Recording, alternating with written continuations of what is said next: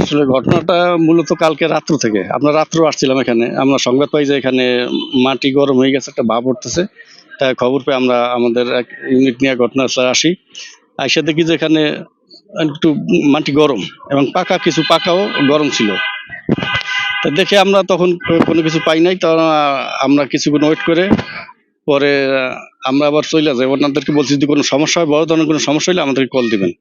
তারপরে আর কালকে কোনো কল দেয় নাই। পরে হয়তো আমরা ভাবছি যে কোনো সমস্যা হয় নাই। পরে আজকে আবার ওনার মাটি গর্ত করছে, মাটি আর কি গর্ত করতেছে। তা বলছে যে একটু ভাপের মতো উঠতেছে, ধোঁয়ার মতো।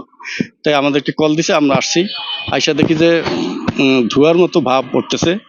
তো ওখানে গর্ত করতেছে এবং দেখলাম যে পর্যবেক্ষণকার অনেক তাপ, গর্ত অনেক মানে হিট হইতেছে, পুরা হিট উঠতেছে। তা আমরা গর্ত করার পর কিছুক্ষণ ওয়েট করলাম। ওয়েট করার পরে তারপর এখানে এসিল্যান্ড মহোদয় ছিল, তারপর ওসি স্যার ছিল। তারপর ওনার স্যাররা বললো যে একটু পানি দিয়ে দিতে। তা আমরা পানি দিয়ে মোটামুটি এখন বাসায় দিছি।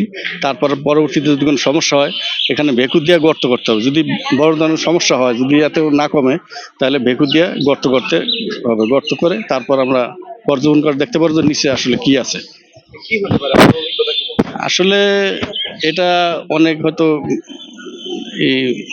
ছিল, গাড়া ছিল, হয়তো অনেক পুরানো গর্ত থাকতে পারে বা কিছু থাকতে পারে। এখানে কিছু ডাস্ট থাকতে পারে, হয়তো ডাস্ট থাকলে ওইটার উপরে যদি মাটি ফেলায়, দেখা যাচ্ছে ওভার হিট হইয়া ওই ডাস্ট আস্তে আস্তে মানে হিট হইতে পারে, হিট হইয়া অনেক ভাব হইতে পারে। এই ধরনের কোনো কিছু করতে পারে, এটা আমার আনুমানিক ধারণা আর কি। ওটাকে নিচে গর্ত করলে, পুরো গর্ত করলে আমরা বুঝতে পারবো যে ভিতরে আসলে কি আছে।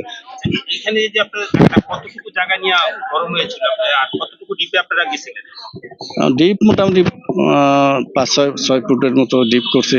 হয়তো ডিপ যত যাইতেছে মোটামুটি ভাব আছে আর কি, হিট আছে। হয়তো আরো গর্ত করতে হবে, আরো এরিয়া নিয়ে, বিশাল এরিয়া নিয়ে একটু গর্ত করতে হবে, কারণ এখানে